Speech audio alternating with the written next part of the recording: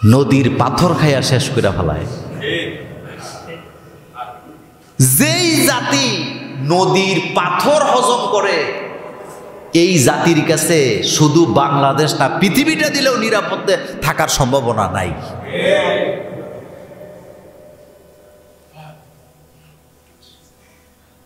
পাথর খাইয়া ফেলায় আপনারা জীবনে শুনছেন, কিন্তু বাংলাদেশে দেখছেননি।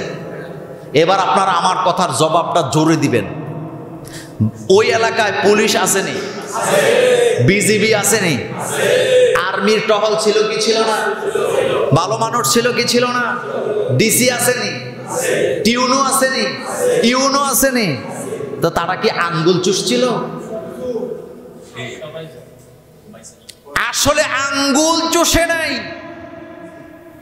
টপ টু বটম সবগুলা খায়ের খাই, চান্দা খায়, যার কারণে প্রতিবাদ করার সাহস পায় নাই।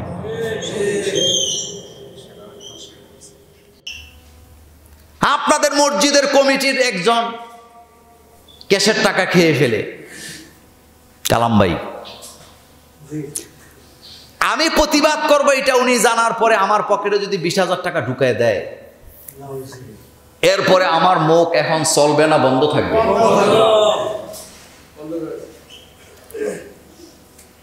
আমার বাংলাদেশ থেকে, রাষ্ট্রের থেকে পাওয়ার কোনো কিছুই নাই, কিন্তু আমি আপনাদেরকে আজকে একটা কথা বলি, এই যে হাজার হাজার কোটি কোটি টাকার পাথর চুরি হইল, পাথর কি পকেটে করে চুরি করা যায়?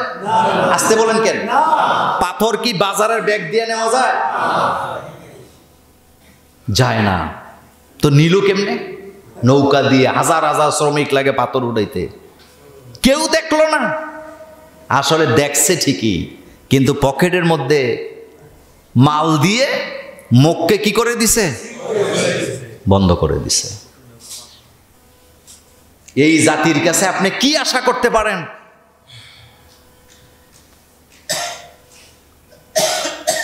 এই দায়িত্বে যে উপদেষ্টা আছেন, উনি আফসোস করে বলতেছেন, আমি উপদেষ্টা হয়েও পাথর চুরি ঠেকাইতে পারলাম না। এখন আবার কয় পাথর বলে জায়গার মধ্যে আইনা আবার ফেরত দিব। মানে আমাদেরকে তারা কতটা অযোগ্য মনে করে। পাথর চুরি করে নিয়ে গেছে, আমরা যখন প্রতিবাদ করলাম, এখন বলতেছে জায়গা মতো পাথর আবার আইনা বসায় দিবে। এটা জাতির সাথে ফাইজলামি ছাড়া, তামসা ছাড়া কিচ্ছু হতে পারে না। গালি তো সবসময় খাই। পৃথিবীর অন্য অন্য দেশে রাজনীতিবিদদের চাকরি আছে, হয় চাকরি করে নিলে ব্যবসা করে। একমাত্র বাংলাদেশ রাজনীতিবিদদের কিচ্ছু করা লাগে না, ঘরে বসে বসে আরামে আরামে খায়।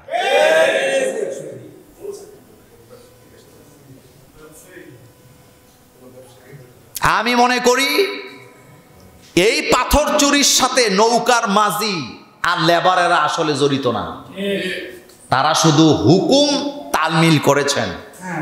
এর সাথে সবাই জড়িত আছে, সবার পকেটে টাকা গেছে, যার কারণে চুপ ছিল। গহীন জঙ্গল থেকে একটা গাছ কেটে আনবে এমন ক্ষমতা কি একজন কাঠমিস্ত্রির আছে?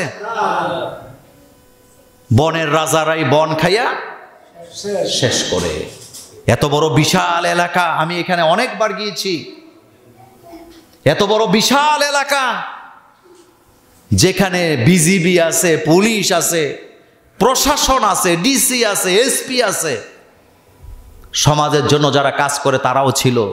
তাদের চোখের সামনে পাথরগুলা নাই হয়ে গেল, একটা পাথর নাই। আপনারা ছবিগুলো দেখছেন নাকি দেখেন নাই? হরিলোট বলেন, কি চলছে? হরিলোট চলছে। আর এগুলা বললে ওনাদের গায়ে লাগে।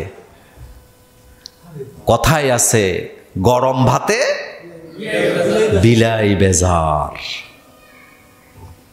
এই হচ্ছে আমাদের চরিত্র। মা খাদিজা রাদিয়াল্লাহু তাআলা আনহা বলেন, মুহাম্মদ সাল্লাল্লাহু আলাইহি ওয়াসাল্লামের মধ্যে আমি যেই আমানতদারিতা দেখেছি, আমি আশ্চর্য হয়ে গিয়েছি। মক্কার লোকেরা রাসূলুল্লাহ সাল্লাল্লাহু আলাইহি ওয়াসাল্লামের উপরে ঈমান আনে নাই, কিন্তু তাকে সত্যবাদী বলতে বাধ্য হয়েছে। সুবহানাল্লাহ বলবেন। ঈমান আনে নাই, কিন্তু সত্যবাদী বলতে বাধ্য হয়েছে।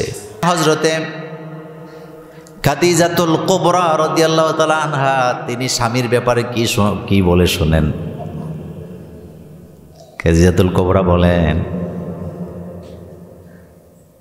আমার স্বামী মুহাম্মদ সাল্লাল্লাহু আলাইহি ওয়াসাল্লামকে আমি যখন প্রথম দিন দেখছিলাম, আমি সূর্যের দিকে একবার তাকাইছি, আমার স্বামী মুহাম্মদ সাল্লাল্লাহু আলাইহি ওয়াসাল্লামের দিকে একবার তাকাইছি, আমার কাছে মনে হয়েছে যেন সূর্যের আলোর চাইতে মুহাম্মদ সাল্লাল্লাহু আলাইহি ওয়াসাল্লামের চেহারার উজ্জ্বলতা 1000 গুণ বেশি।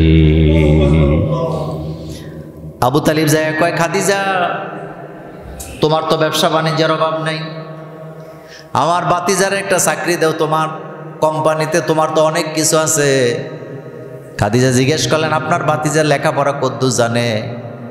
আবু তালিবকে, আমার বাতিজা তো দুনিয়াতে কোনো লেখাপড়া করে নাই, তবে সবচেয়ে জ্ঞানী বুদ্ধিমান। খাদিজা বললেন, আপনার বাতিজাকে জিজ্ঞেস করেন রাখালের কাজ করতে পারবে নাকি।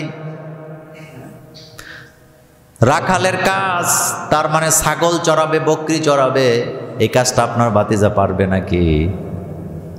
আবু তালিব কয়, মুহাম্মদ সাল্লাল্লাহু আলাইহি ওয়াসাল্লাম তুমি কি রাখালের কাজ করতে পারবা? আল্লাহ রাসূল মুস্কি হাসি দিয়ে কয়, আমার কাছে কাজ তো কাজই, যেটা দিবেন আমার কোনো আপত্তি নাই, আমি করতে রাজি আছি। রাসূলুল্লাহ সাল্লাল্লাহু আলাইহি ওয়াসাল্লাম ইহুদিদের বাগানে পানি উঠানোর চাকরি করছে। বলেন, পানি উঠাইছে, পানি বেলসা। আগের দিনে ইরি ক্ষেতের মধ্যে পানি দিতেন কি দিয়া? হ্যাঁ, রশি বাইন্দা। এই কাজ রাসূলুল্লাহ সাল্লাল্লাহু আলাইহি ওয়াসাল্লাম করছে। নবীর চেয়ে মর্যাদাশালী ব্যক্তি আর কেউ আছে নাকি? নেই। আর আমরা এখন বড় সাহাব হইছি, এই কাজ করতে পারবো না, হেডা পারবো না, হেডা পারবো না, এই অভ্যাস আমাদের মধ্যে আসেনি?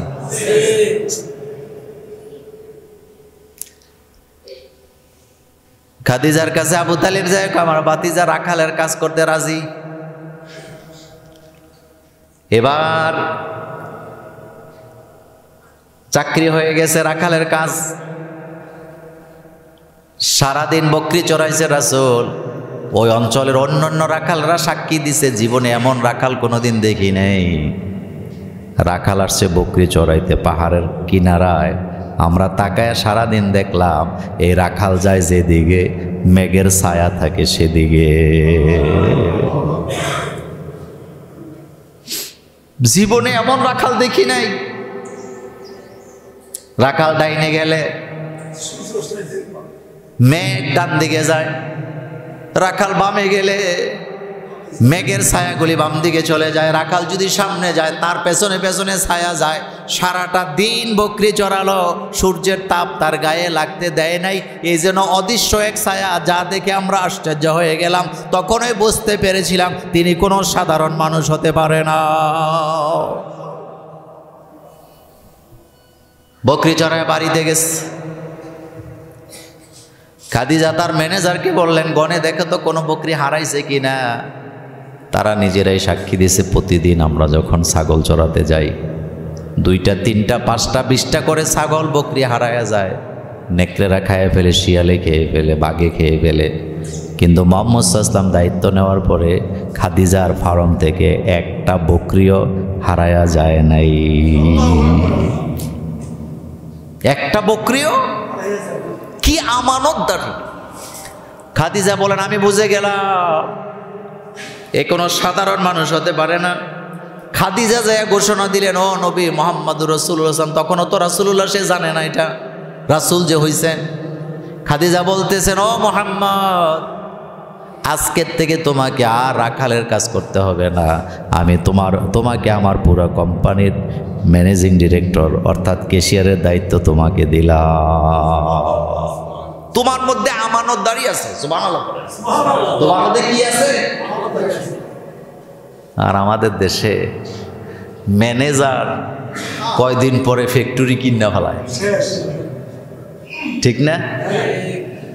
ফ্যাক্টরির মালিক লাভ পায় না, বছরের পর বছর লস লস লস। এক পর্যায়ে মালিক জিদ্দে কয় বেচমো, এটা রাখবো না। গেটের সামনে লেখাইছে ফ্যাক্টরি বিক্রি হবে। ম্যানেজার কয়, স্যার মনে কিছু না নিলে আমি কিনবো। এমন ঘটনা বাংলাদেশে নাই।